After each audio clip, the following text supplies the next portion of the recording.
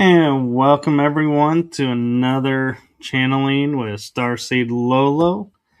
And I will turn it over to her to share what's going to happen today. Hi everyone, I'm Starseed Lø Lø, also known as Laura Ferguson, author. And what we're going to do is a 30-minute channeling session. So I'm going to get here in the hypnosis kind of state, do a little short sound healing, and we'll see who comes through. Are you ready? I'm ready. Okay. Give me just a second here.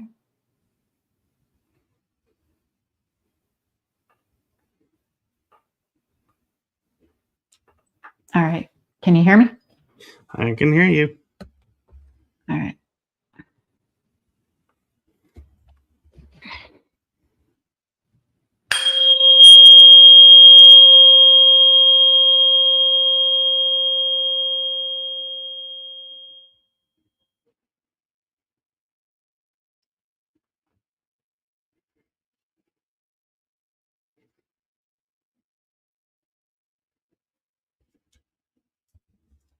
The Lyrians are here.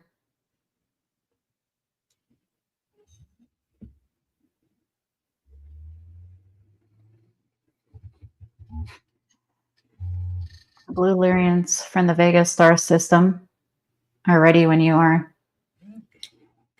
We welcome them and we are ready. We would like to say that we love humanity. Humanity is a part of us and we are a part of you. We know that you have your holidays celebration, and we recognize that times might be more stressful this time of year. There are a lot of expectations to buy gifts, do financial things such as that, maybe expectations to see people, speak to people you might not necessarily want to. How do you deal with this stress? Is this some topic that you're interested in? I always welcome information.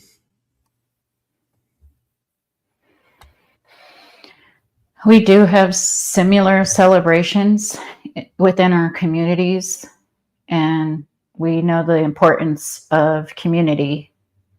Sometimes this can be lost in translation in the quote unquote digital world. And energetically, we are all connected in the here and now. And quantum entanglement, there is no distance. However, in physicality, it seems that some people get what they call holiday blues because they are alone. We just want you to know that you really are not alone. And when you have these thoughts, we hear them. And we are telepathic. We are the universe. And we are energy, such as yourself.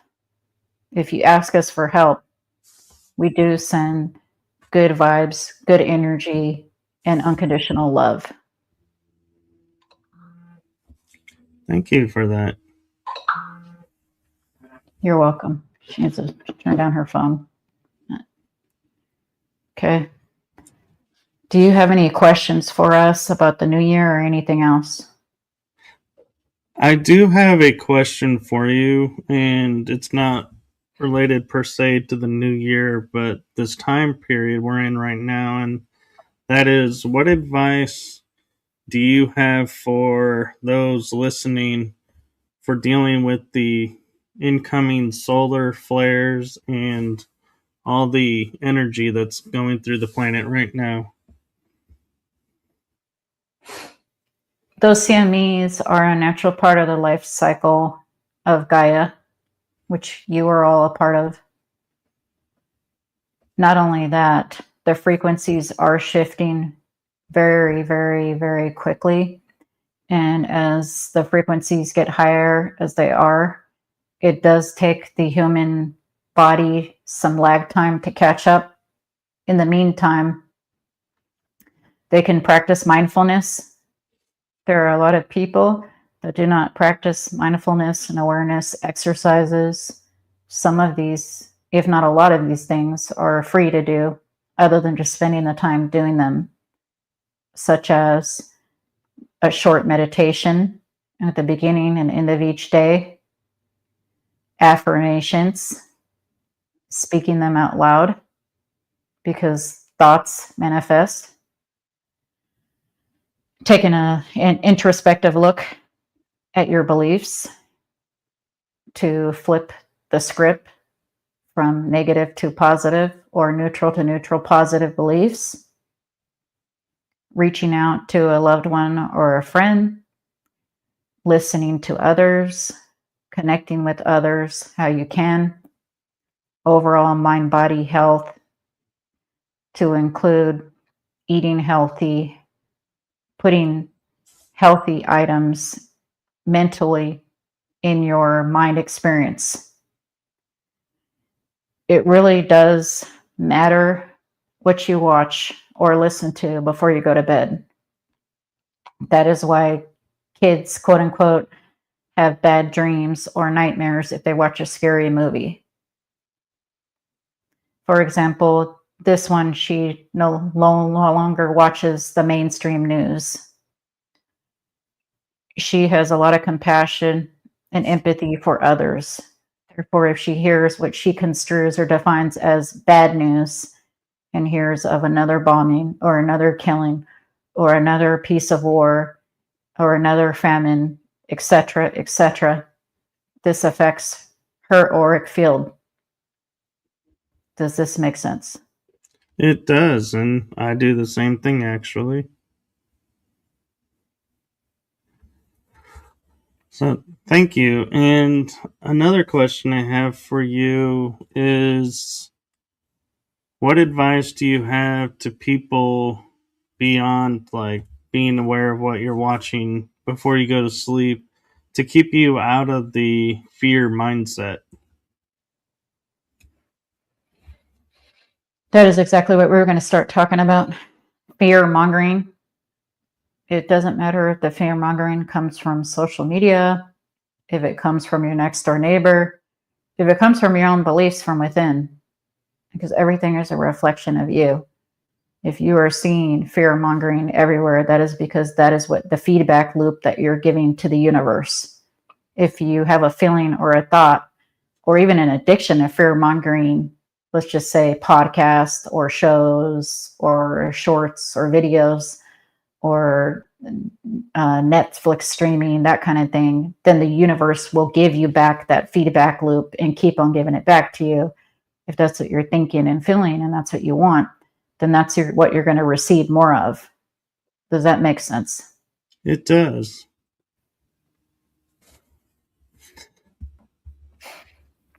Fear mongering is and can be very altering to this human psyche in more ways than one. And you are what you think, you are what you eat, you are what you say.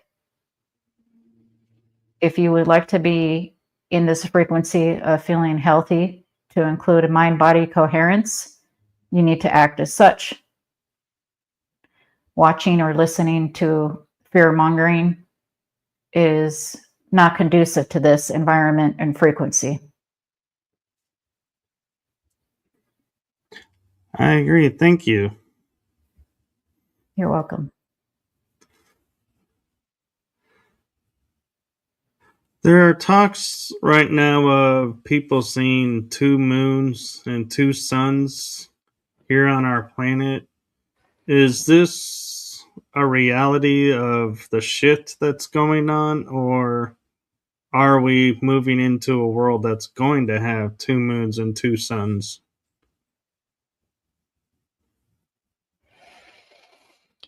That is an alternate reality. There is a Proxima A and B star system, and a lot of star systems are binary star systems. The one that the humans are speaking of are a parallel reality where there is many versions of Gaia this version of Gaia, but parallel with two suns. There were also Tiamat and the sun prior to the Great Flood destruction roughly 11,500 years ago.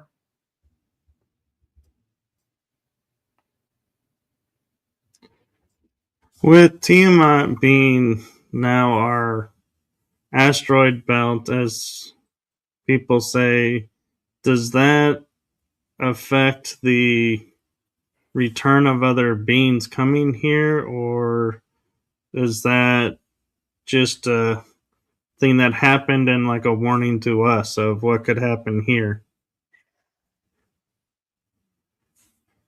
That was a big shift in consciousness. What you call reptilians came through a portal. And a space war ensued. This immediately affected Tiamat, Mars, and Gaia.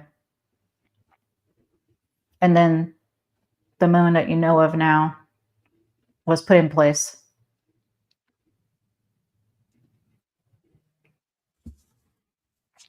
So, what is the draw for humans right now? Bless you. To be drawn to Mars. What's the connection? Sorry, she dropped a tuning fork. The SSP has bases there. And the humans are feeling that energy. A lot of these humans additionally have lives, parallel lives there, as either the tall grays, tall whites, aninsectoids, mantis insectoids, blue avian birds, blue Lyrian cat beings, such as ourselves.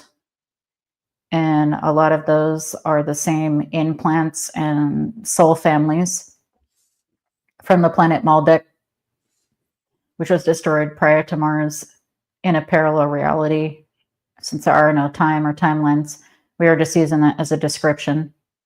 And a lot of those same soul families and the same oversouls are here and also have recall of Atlantis and Tiamat and Mars and Maldek because it's all connected. Thank you. And as you mentioned, the SSP being operating on Mars, are you partaking in the assistance of waking up the people who are in the SSP and why they're all coming forward right now? Yes, sometimes we work in their programs with many other extraterrestrial and terrestrial races. And remember, there's inner Earth as well. And we do work with the SSP.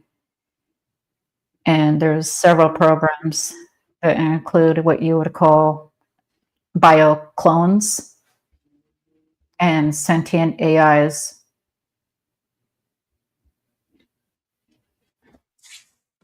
Okay, and you mentioned inner Earth. Why do you think, if you can understand terrestrial terms, we do not explore our oceans anymore?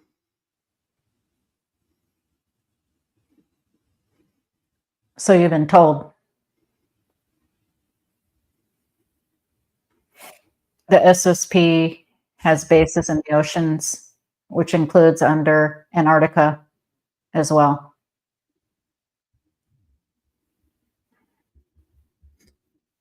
And so there are people here who speculate Antarctica and the moon are connected through the SSP and through other programs. Can you confirm that, or do you have knowledge of that? Yes, they have jump portal rooms. They do not have the technology in this version of Gaia to actually fly as quick as they say 238,000 miles to the lunar moon. Therefore, they have been and are using jump portal rooms, much like the collider that you have.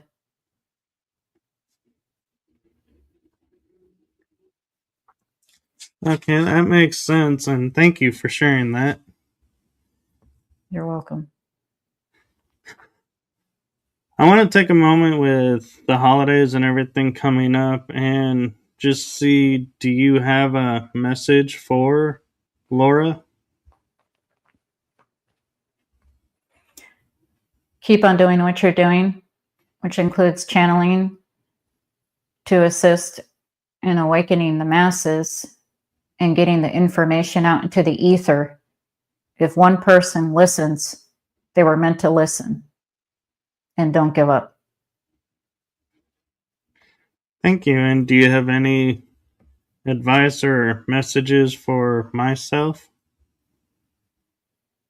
Keep doing what you're doing.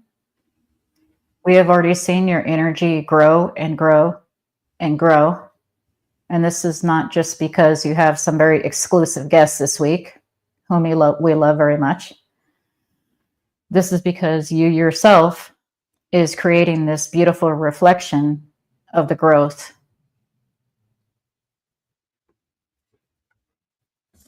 Thank you. You're welcome. You mentioned that you have celebrations where you are for seasons and everything. Can you share some of what that's like? How similar or different they are from ours? Yes, we do not have religion per se because we know we are all of source. However, we do have monthly celebrations and get together in what we call sections or villages, and everybody has an equal say, much like a council, and nobody is higher or quote unquote lower than anybody else. Anybody is welcome to come. There is food for all because we use replicator devices that make us unlimited amounts of what we would like to replicate. And it's more of a communal celebration that is optional. That sounds lovely. And I feel remiss if I wouldn't ask, with this golden opportunity, we have a thing here on this planet where we call transitioning, where we leave one form to another form in another place. Do you have something similar to that, or how do you handle or view that aspect? Much like a jump room or jump portal, we also use pods, just like in your movie, this Avatar, because we are all avatars having an experience, whether it's as a human or a Lyrian, parallel lives, all at once, reflection of the source. So, to be more specific, we do have physicality and we do have options, much like a total recall experience, to go into a pod in any reality experience that we wish as well.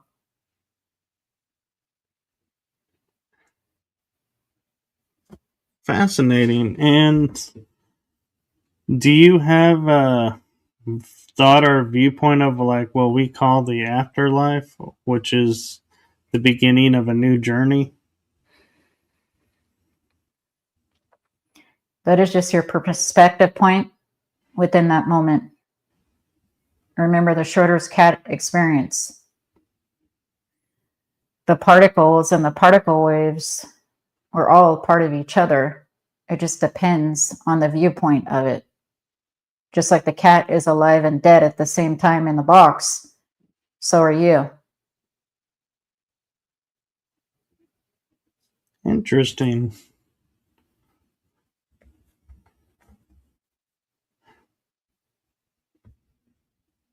I know I'm asking kind of a prediction type question. I'm just curious with your knowledge of and not bound by our time frame, so to speak. Where do you see us going in the next year as a humanity? To a better place. as starseeds such as yourself, Laura, and several others whom you feature on your podcast and off the podcast who are yet to be on it and who don't do podcasts. There is a strength in numbers. Therefore, as the awakenings are happening and spreading more, things are only going to get, in your language, better. Well, thank you. That is some hope that I hope a lot of people hear and probably need right now. You're welcome.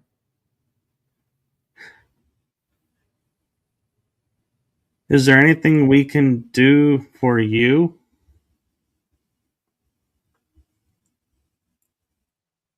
Not that we can think of. However, we do eat synthetic meat, if you'd like to hear about that. That sounds interesting because we're dealing with that here, I think, or starting to. Yes, you're heading in that direction. However, the food science in Gaia at the current time in this reality is not as advanced. When we said synthetic meat, we're not talking about a Beyond Burger or a GMO Impossible Burger. We're talking about something that gives every macro and micronutrient that your body needs as a whole functional food. Since we are cat beings, we do have that need. However, it's an advanced form of nutrition that is all-encompassing of all food groups, all amino acids, all proteins, all lipids. And this is the same direction that your version of Gaia is heading in the next 10 to 20 years, where it will be easier to replicate and access food.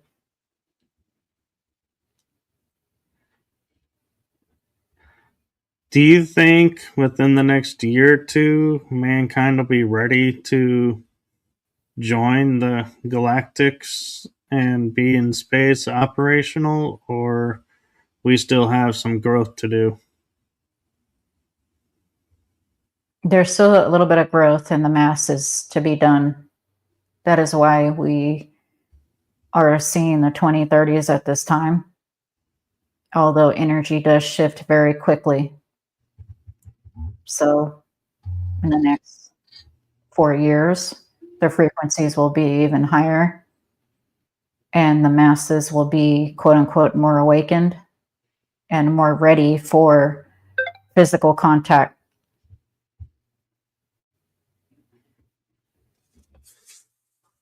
And so I know parts of the SSP are making hybrids for races to interact here on the planet to be like a bridge between. Are you and your people involved in such projects, or do you have a different way where you're going to introduce yourselves? Not directly, because by default, Solarians are already humanoid cat beings and hybrids. That is more a program of the Greys with support from other extraterrestrial races, such as the mantis beings, tall Greys, the short Greys.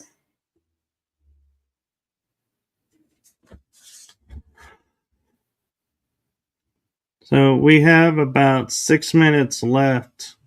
Do you have a message that we haven't covered that you'd like to share for mass consciousness?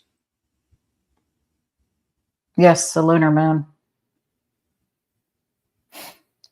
The lunar moon, statistically and mathematically, is almost impossible, if not impossible, to exist.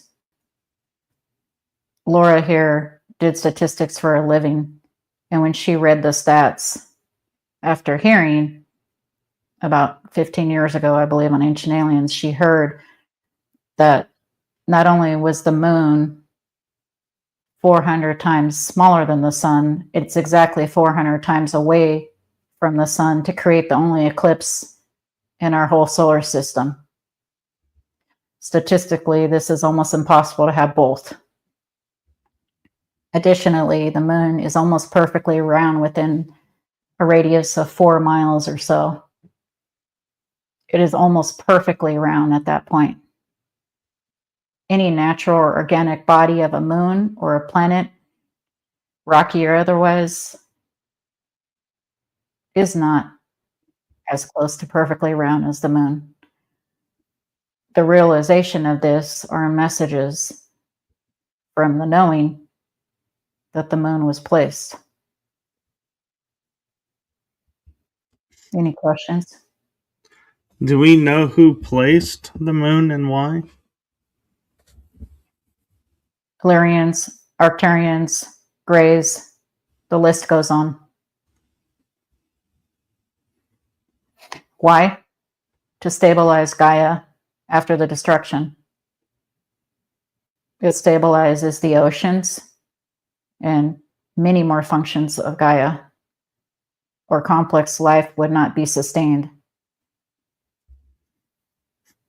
So the moon was placed by benevolence, but then taken over by what we call the dark elements. Just because it's called the dark side of the moon doesn't mean it's dark energetically. There are joint bases that are a part of the moon, and there has been joint ET races that stop over there, almost like a gas station when you're taking a trip.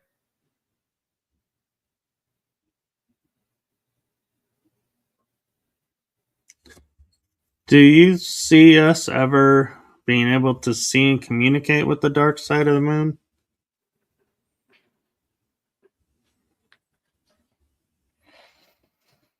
You mean pictures of the buildings and the structures and access to it, just as you would wish to with Mars?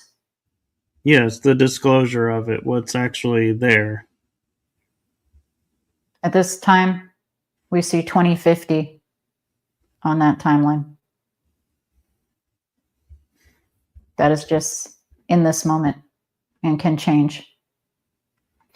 After the physical disclosure in the 2030s and beyond, a lot of people will start asking more questions about Mars and our moon, such as how come we had the Apollo missions and didn't really go back too much after that? And how can we actually use rocket fuel to get there in 6 months in the late 60s when our cell phones have way more power than anything of that type back then as it does now, computer-wise and data-wise? A lot more people, not just the skeptics or the conspiracy theorists, the masses will start asking these questions more when the physical contacts are being made. This will take time, of course, because the integration has to happen first. Thank you, and thank you for spending this time with us and sharing your wisdom with us. Happy to do so.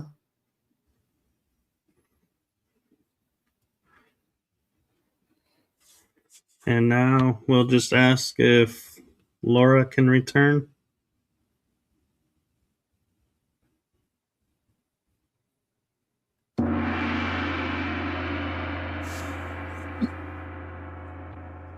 Wow.